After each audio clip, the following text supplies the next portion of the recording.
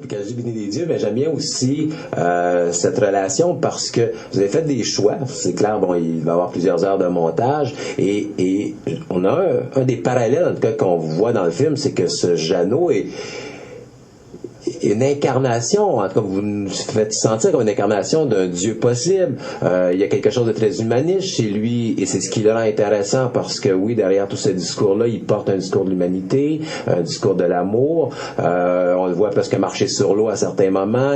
Non, mais il y a aussi ce visage qui est pas loin de Dieu. Vous nous le filmez dans une église. Donc, vous avez quand même organisé un peu votre trame narrative pour nous amener finalement à faire des rapprochements avec une représentation.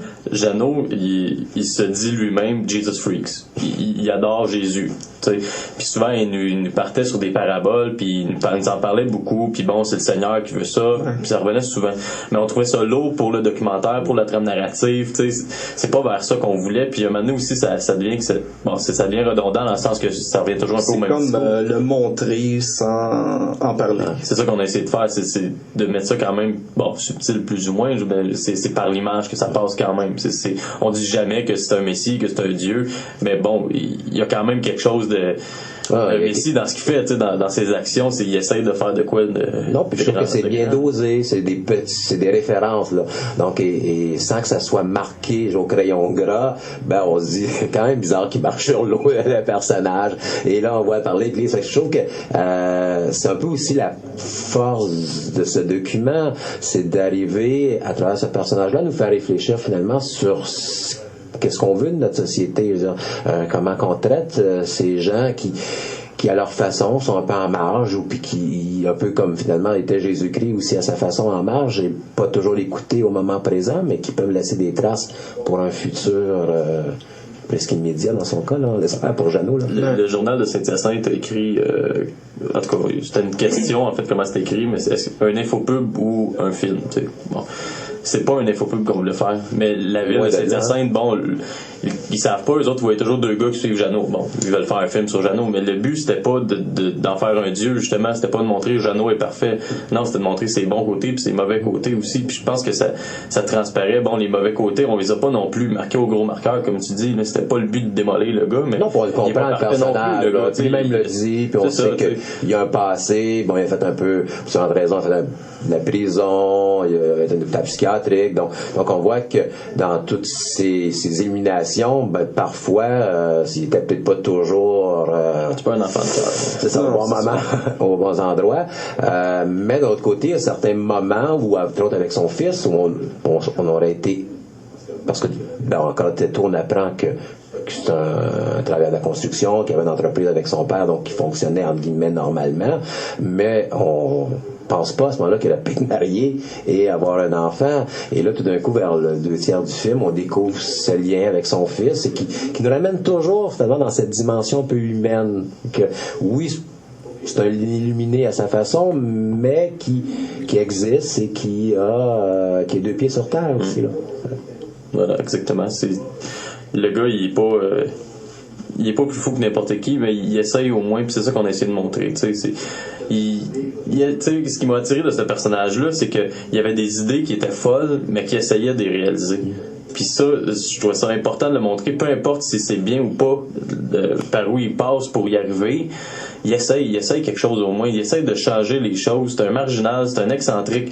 Oui, mais au moins il essaye quelque chose. Puis c'est un acharné, hein. Vraiment. Quand il construit son radeau. On le voit pas bien mais ses mains, là, moi, ça me perturbait à chaque fois, là. Les mains, il était tout le temps enflé, il était craqué, tellement qu'il travaillait. C'était un travaillant, il travaillait, on était même pas capable de le suivre, en fait. Souvent, nous autres, on allait se coucher, mais lui, il travaillait toute la nuit, le lendemain matin, on revenait à 7h, lui, il était déjà debout depuis 2 heures, là. J'ai jamais vu quelqu'un travailler autant que ça, c'est fou, là. Je veux dire, il pouvait faire, sur 48 heures, il pouvait faire 43 heures. C'est fou, là. Puis les gens, à Saint-Hyacinthe, ils disent, il fait rien, tu sais, parce que, il est sur le bien-être, là, mais c'est fou, là. Il travaille.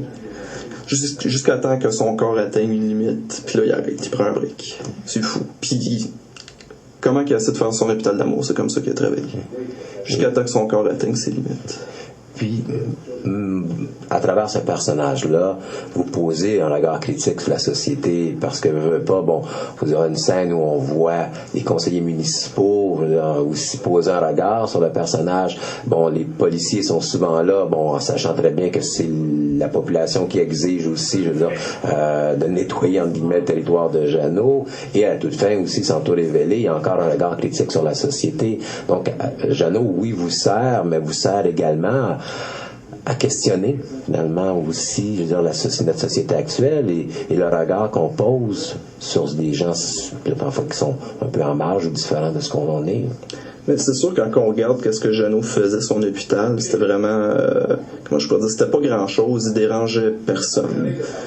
Il est établi sur le bord de la rivière, il y a vraiment aucune personne qui habite là, c'était vraiment juste visuel.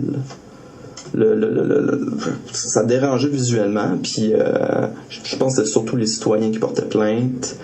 Puis là, la ville, j'imagine, elle prenait action, c'est sûr. Là. Puis pour les policiers, honnêtement, en tout cas, moi je voyais plus comme des travailleurs sociaux, là, carrément, là, parce que c'est eux autres qui ont à discuter avec Jeannot, puis sont habitués de le voir, ils le voient tout le temps.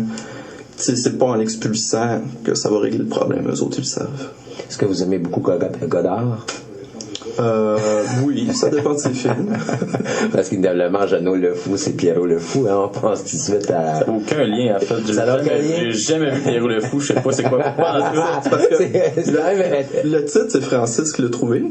Puis quand il m'a dit ça, moi je pensais à Pierrot le Fou, j'ai dit coudonc, peut-être qu'il a pensé à ça, mais finalement, quelques mois plus tard... J'ai aucune idée c'est quoi ce film-là. Non. J'entends parler par après, mais il va falloir le voir minimalement. Voilà. Le titre n'avait aucun lien à l'époque. Il y en a pas plus, là. Mais... Parce que le titre évoque un peu Pierrot le Fou et c'est assez intéressant parce que lui-même aussi, Pierrot le Fou, est un peu marginal à sa façon, donc ils ont pu même faire des rapprochements même si t'as pas vu le film. Donc merci beaucoup Francis Pinard et Thomas Benoît Thomasin, et j'ai pas avec les noms, mais c'est pas grave, au moins j'ai les dates. Donc Jeannot le Fou est présenté ce soir à la salle Claude Jutras à 20h45, donc on invite tous les gens à se présenter, et également dimanche il est présenté à l'ONF à 17h45, donc merci beaucoup. Ma mère va être le dimanche si ça intéresse tout le monde, s'ils veulent connaître ma mère. Et Jeannot, est-ce que Jeannot devrait être là? En tout cas, Jeannot est supposé à Montréal. Si quelqu'un voit Jeannot, dites-lui de venir. Jeannot Caron, c'est c'est toi à la recherche de Jeannot. Oui. Voilà. Moi, c'est drôle pour aller tout près du fleuve Saint-Laurent et peut-être que vous pourrez trouver Jeannot pour le moment. Donc, merci beaucoup et bonne continuité. Le trésor de la vallée, il lit dans la pierre, l'eau et le ciment, le bois sec et vivant. Il médite sur ses antécédents.